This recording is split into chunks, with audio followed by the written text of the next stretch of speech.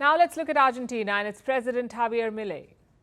He's not your typical president. He assumed office last year after an unusual presidential campaign, a campaign laden with expletives and stunts involving a chainsaw. Basically, Milei was a foul-mouthed, no-nonsense candidate who liked to put on a show. This direct approach may have won him the presidency, but it has not won him too many friends, especially among his peers in Latin America. Milei has alienated and now angered his fellow Latin presidents. Clips from a candid interview are going viral, where Milei insults the presidents of Colombia and Mexico. Colombia is furious. It has expelled Argentine diplomats. The Mexican president is not amused either. He has given a stinging rebuke. But will this be enough to make Milei behave? Here's our report. La carnicería que es Venezuela es verdaderamente inaudito. The butchery in Venezuela is unheard of. Same with the jail that is Cuba. There are other cases that are on their way to becoming like Venezuela, such as Colombia with Colombian President Gustavo Petro. We cannot expect much from someone who was a murderer, terrorist and a communist. It is flattering that an ignorant like López Obrador speaks ill of me. It exalts me. One interview, multiple broadsides. That sums up Argentine President Javier Milei's approach. He's not concerned with politeness or diplomacy. He has taken his favorite tool, the chainsaw, to foreign relations. Now, to understand Milei's unique approach, we need to understand the man. Milei has been a lot of things: an economics professor, author, singer in a Rolling Stones cover band, and a radio show host. But he rose to fame because of another profession: being a participant in television debates. You know, one of those yelling heads on so-called news debates. Milei was aggressive, abusive, and adored by the public. They thought he was honest, which is what led to his popularity.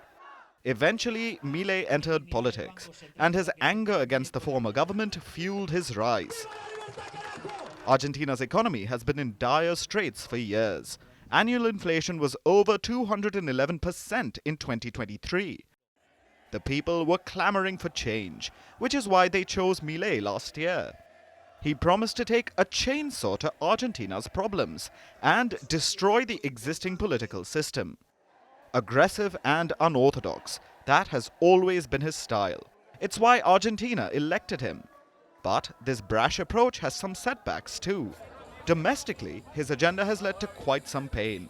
Like, for instance, drastically reducing government jobs. He calls it shock therapy for the greater good. But thousands are furious, and they've been protesting. That's the domestic part. However, Milei isn't content with that. He has chosen to anger external forces as well, like Colombia and Mexico, and the rest of Latin America. And that's not surprising, for two reasons. One, Milei has always been a firebrand, and two, Milei and Argentina are the outliers in the region. For the past few years, Latin America has seen a so-called pink tide, a turn towards leftist politics. Milei hates this. He blames left-wing politics for Argentina's problems, so he views all other Latin American nations as the enemy. Combine this with his colorful TV debate past, and you see why he's insulting all his neighbors. This time, he may have gone too far. Colombia is furious.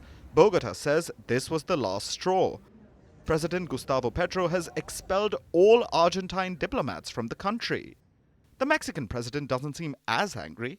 He hasn't expelled any diplomats yet, but he has chosen to retort on social media and lend his support to Colombia. So Milei may actually be good for regional relations. He seems to be bringing Latin America together in their mutual dislike for him.